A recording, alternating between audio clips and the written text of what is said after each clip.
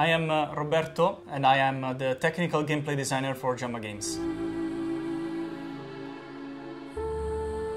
In a Souls-like game, everything is a threat, and the player underestimates his foe most of the time actually. So literally in every corner, every pattern, everything can trick him. And so basically what the player really needs to understand is that in every situation there is always a way.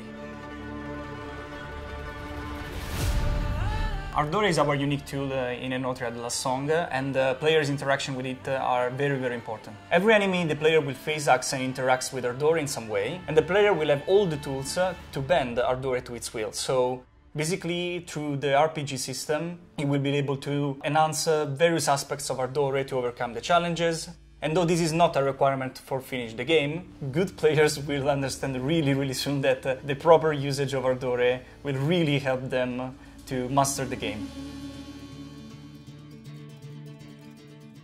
Actually, there are many challenges in creating a Souls-like gameplay, to be honest. Because Souls-like is not a genre at all, to be honest. It's a mix of aesthetics and mechanics the player expects when playing a certain type of action RPG. And I can say that the hardest thing to achieve, that is also what we are really taking care of, is making the player feel satisfied while playing the game. Because in this kind of games, the player will die a lot, because they are not easy at all, to be honest. However, a properly tuned and satisfying experience will make the player push through like the first barriers and get hooked on the gameplay.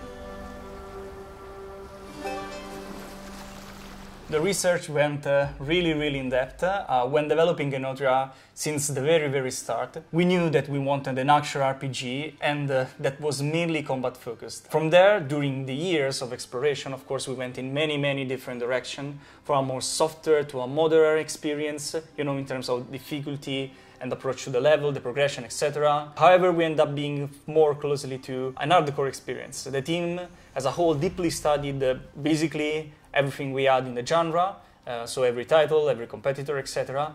And we didn't limit ourselves to like the single mechanic, but we actually investigated and spent a really long time in understanding why this mechanic even exists in the game. What was the reason on that mechanic that even exists, while deeply going into every micro thing that this thing can do and how it can enhance our gameplay. At a certain point we were really analyzing like frame by frame everything we've seen.